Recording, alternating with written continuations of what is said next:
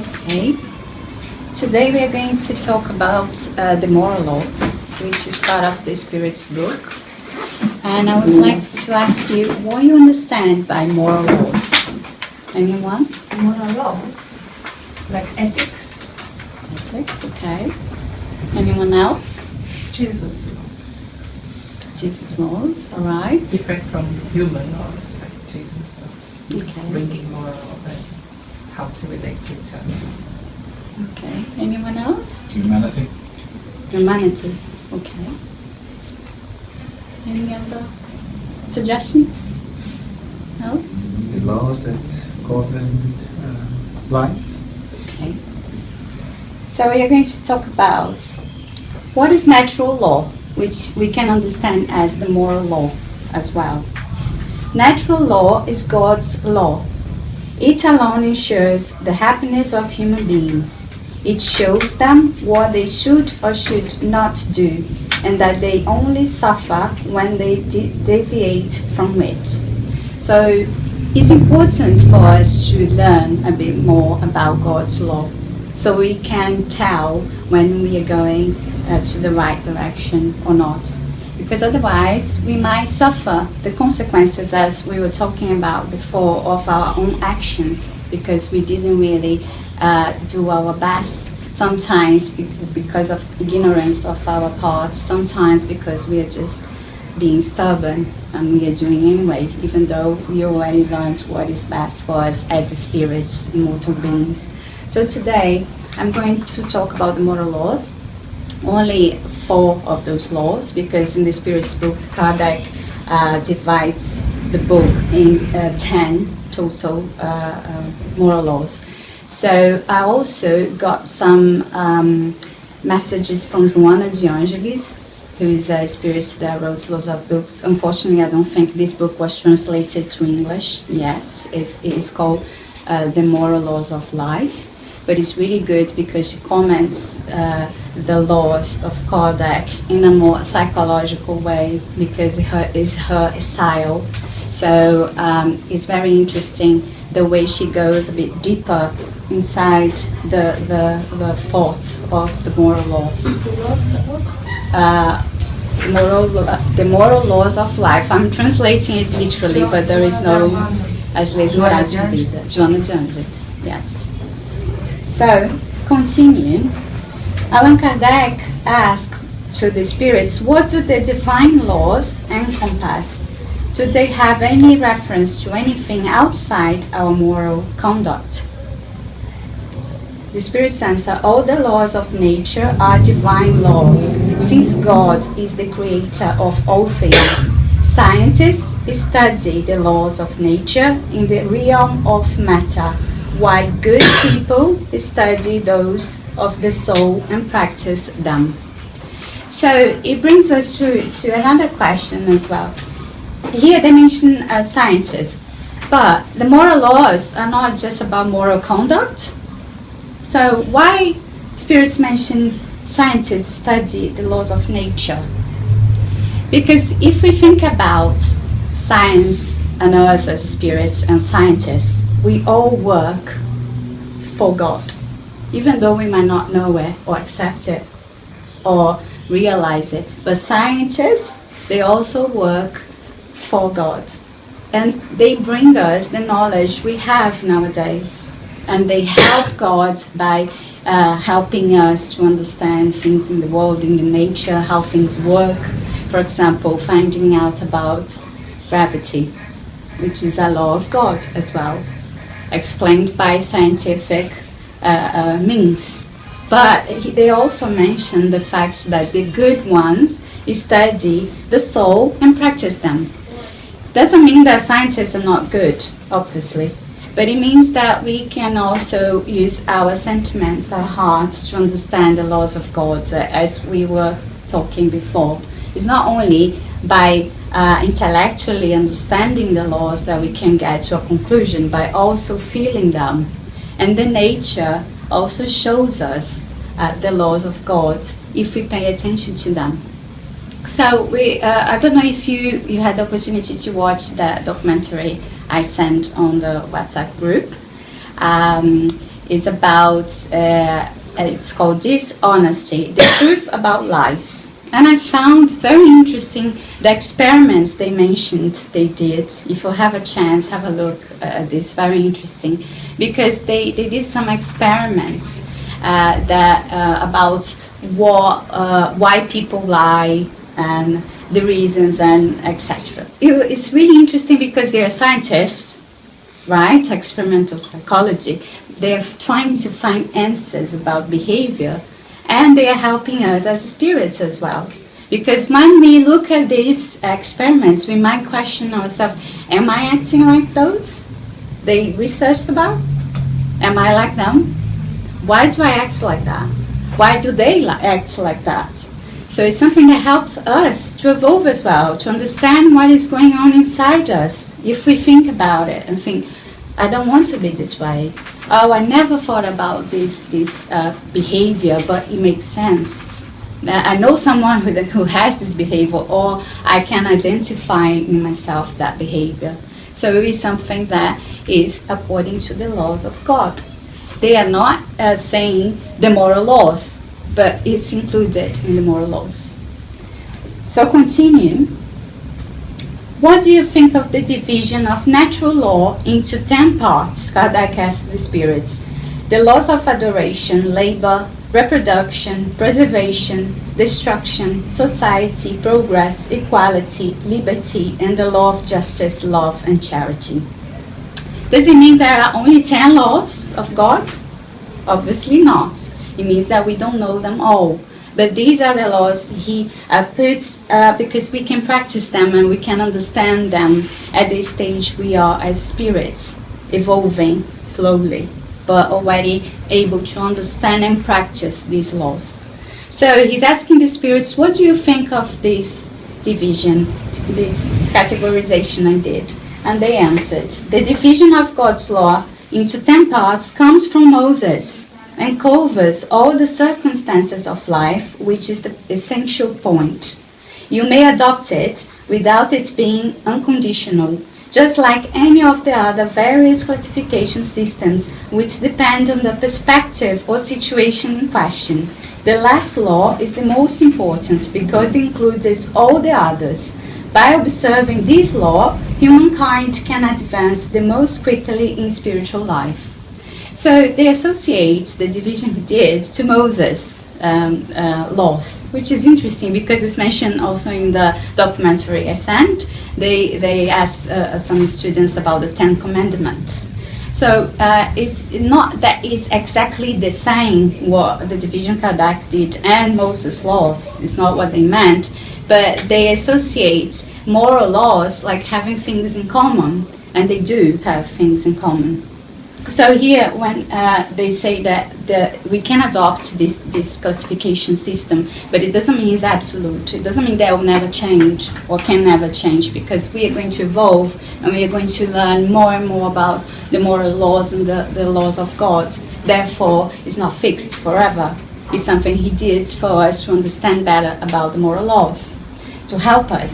And also, it depends on the perspective or situation in question, which means it depends on the time of humanity, the stage in which humanity is going through, because we are going through still expiation and trials world. We are going to hopefully be quicker in getting to regeneration, the world of regeneration, where we are going to be more less trials and expiation, a bit resting a bit, although making efforts to evolve. So here he said the last law, which is justice, love, and charity, is the most important because it includes every law in this law. So we are going to start by this law. So he asks, how should we define justice? So he mentions justice. Obviously, if you read the rest of the questions, you understand about love and charity as well. We can ask ourselves why I'm talking only about justice here. Because Joanna de Angelis, in her book, The Moral Laws of Life, she had a couple of questions to comment, and this question was one of them. So the Spirit senses justice is respect for the rights of each other and every individual. So that's sounds very simple, right? Not so much to practice, but to understand. Obviously, our rights stop at the points where the other person's rights begins. So everybody has rights. And Joanna de Angelis, she comments about this law, saying, Jesus, using this indisputable authority, recommended us to ask and it will be given to you, seek and you'll find, knock and the door will be open to you. If you expect to find divine mercy at your disposal tomorrow, be now its messengers towards the ones who knock on your door, ask something of you or reach you. This way, practicing the most meritorious effort of charity, to give something and to give yourself. So she's saying here that Jesus gave us a teaching about knock. The knock and the door will be open to you. So we have to make an effort. We have to start a movement of going for it. And if we want the divine mercy, so if we want comprehension from God to our mistakes, let's say, tomorrow we need to be now better, to do our parts as the ones who offer our best. So when we practice charity, we are practicing justice and also love. They are intertwined, they are not separate. And he is saying that to give something and to give yourself. So it's not only about material things that we give to others, which we can see as charity, but what we give from our hearts, our own beings, our time, our love, our any kind of behavior that helps someone, or any kind of intention that does so. So talking about law of work, this law everybody knows a bit about, but what do the spirits say that work means? Kardec asks, should we understand labor to mean only occupations of a material nature? So work is only when I go to my work to earn money, to support myself? Is that the only view we can have of labor? And the spirits answer, no. The spirit labors just like the body. Every sort of useful occupation is labor. So we can understand that as spirits, we don't need to be in an actual work as we understand to earn money, to be working, because the spirit works, which means when we are reading something, we are working. When we are doing something useful, we are working. Studying, we are working. So here in Brazil, we don't say work, for example, if we are studying in Portuguese, but here, usually in English, you can say, are you working? When you know someone is studying, for example, or for exam, or whatever is considered work. So it matches what the Spirit explains what labor is, which means everything that we do which is productive, voluntary work, whatever is good and helpful and useful for us. So Joanna de Angelis comments about it, saying, work is, together with prayer, the most efficient antidote for badness, because it acquires incalculable values in which the spirit corrects imperfections and disciplines its will. Work from good origin in any direction produces happiness and peace. You never regret it. So, from the moment that we consider labor or work as something productive for the spirit or something useful for the spirit, we just don't see work so negatively, because sometimes we might think, oh, work, I have to go to work, I don't like my work, or whatever, and then you think, no, but if I am helping someone in a voluntary work, I'm working for the spirit. If I'm reading something good, I'm working for the spirit. So we change our view. It's not limited about only being in an office, 9 to 5 or whatever we work, but also working as spirits, as immortal beings. So she says here that as spirits we correct imperfections and discipline our will when we work as spirits. And from good origin, which means that anything that is productive in a positive way, then it will bring us happiness and peace, and we'll never regret it. We never regret about working if we are doing it for a good cause, for ourselves, to improve ourselves and the ones around us. There is also the law of worship, which might sound a bit weird. Worship. So does it mean there is a law we have to worship God? Right? It's something interesting. And then Kardec asked, what is worship to the spirits? So what can we understand of worshipping? Because in different philosophies or in different religions, worshipping might mean different things. It might mean rituals or external things. What does it mean in the Spiritism, in the way spirits see it? The elevation of thought towards the Creator. The soul gets closer to God through worship. So they are not saying here that we have to do anything to follow any ritual or to have any external motive to worship. It's something that we can just connect to the Creator within ourselves. By the thinking or praying, we are connecting to God. So we are worshipping God. Also, if we do charity to our brothers and sisters, we are worshipping God, because we are all creatures of God. Therefore, that's a way of worshipping God. If we take care of nature or animals, we are worshipping God, because they are also creatures of God. So everything we do in this way of connecting to us as essence, as spirits, and also connecting with the creation of God is an act of worshipping according to the spirits. So Joanna comments on that, saying the best way to worship God is to elevate our thoughts to Him through devotion to goodness and love to everyone.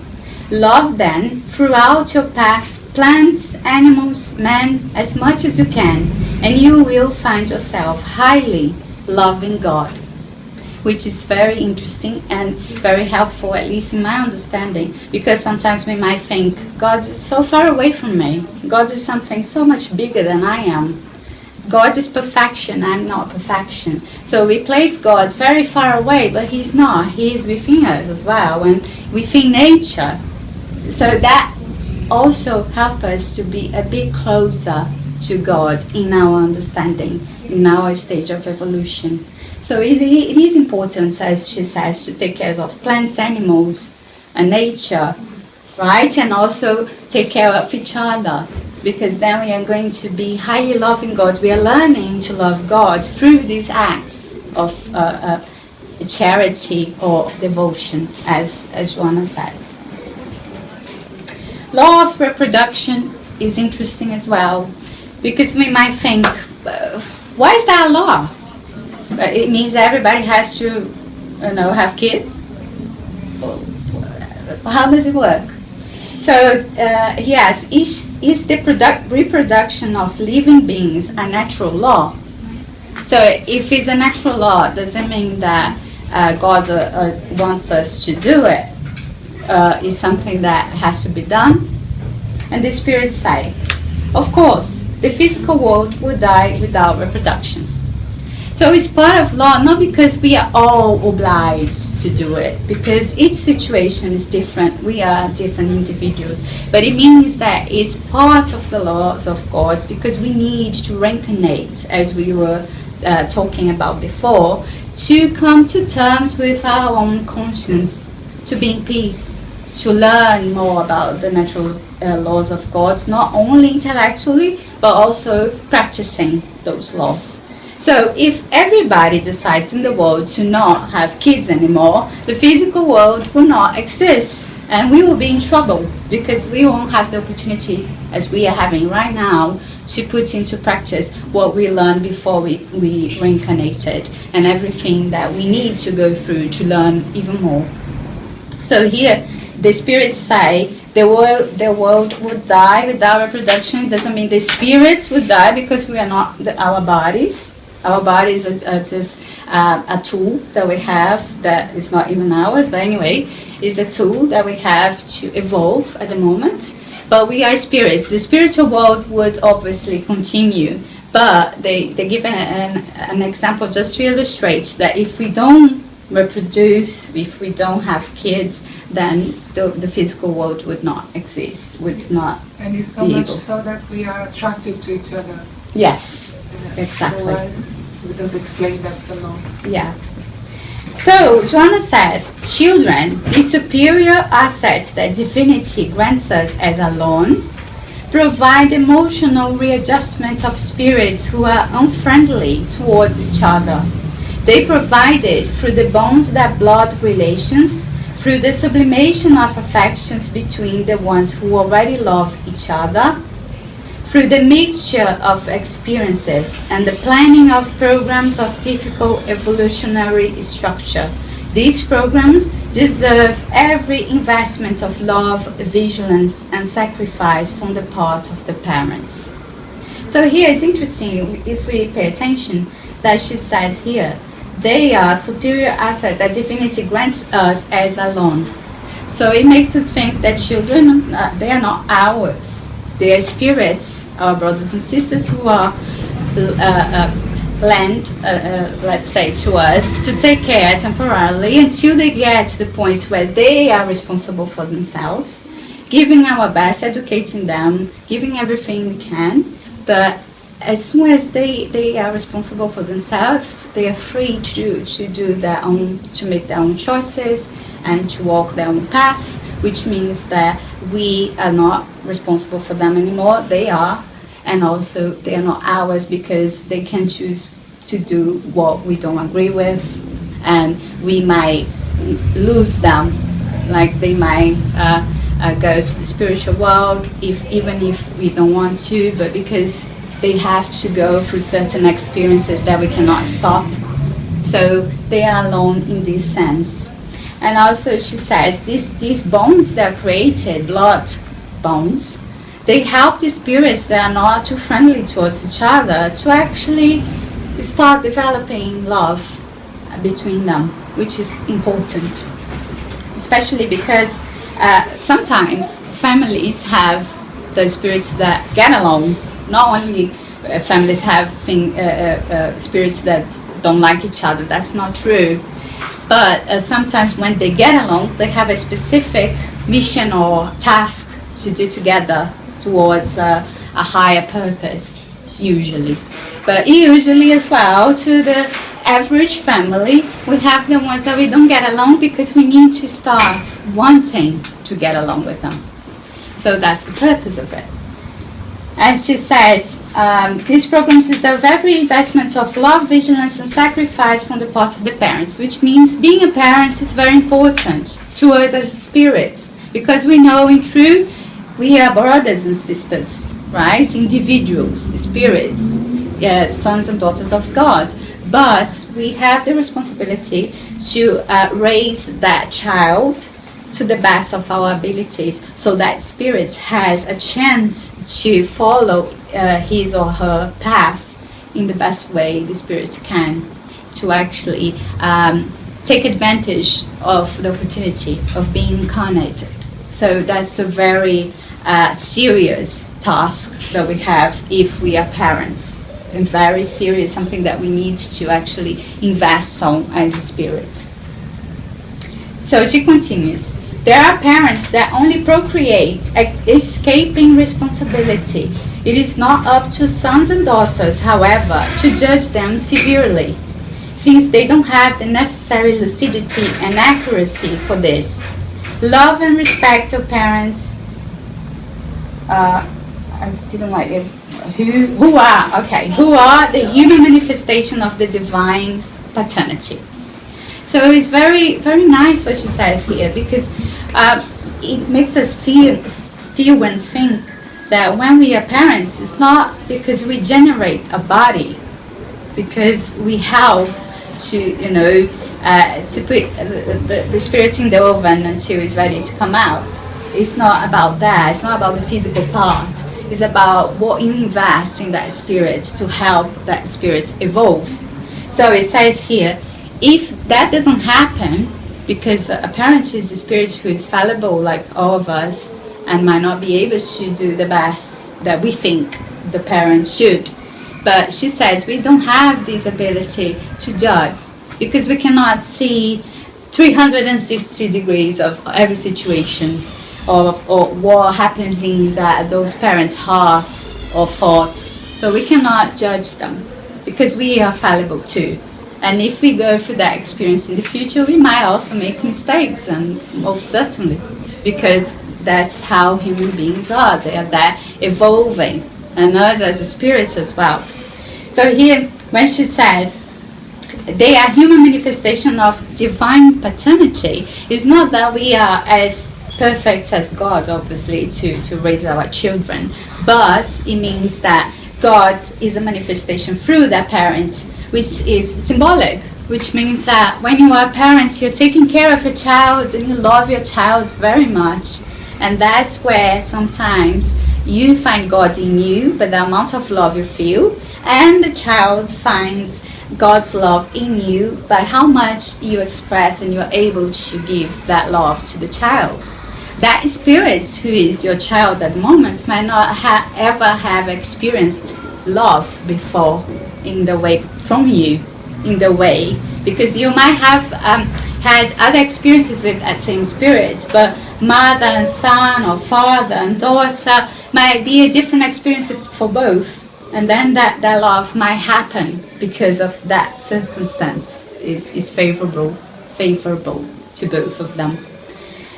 And that's it. I just wanted to actually bring the moral laws. We are going to have a second part, okay, because there are other 6 laws we are going to think about, to ponder about. But because the moral laws, sometimes when we study the Spirit's book, they have many questions, but we don't actually or rarely think about the laws themselves separately. To think with the comments of Joana de Angelis helped me a lot to understand the natural laws of God in a way that I never thought about when she said, for example, fathers and mothers task. I never thought that maybe the love that is beyond physical body is so strong that these bonds can make a difference eternally to both spirits. She made me think about that. So, because the child is alone, so it's not yours. You are learning so much with your parents, but when you're a child, you learn so much from your parents. And even when they are not the best, in your point of view, they still teach you a lot. They teach you how maybe you don't want to be if you ever have children, or maybe they teach you how to forgive. Right? So it's an experience which is important for spirits. And so all the laws have certain weight in our days now as the spirits who are on earth. So we need to study and know about them now so we can actually put them into practice while we have the opportunity. Incarnation is so important for us. And as much as we sometimes forget in our daily life about the moral laws, if we want to know about them, we are going to start wanting to practice them, because then we understand them better. Sometimes intellectually it's easier to understand the moral laws of God, and then we are thinking about them and pondering. It makes sense, yes, I understand it better, and then we start feeling and wanting to practice, and obviously making mistakes, not practicing them to the best, but we will start. And that's the point, because now is the time to start doing it. It's not tomorrow, it's not after tomorrow, it's today. It's very important that we ponder about that. So that's why I chose. There is a second part in July, just so that you know. So thank you for your attention.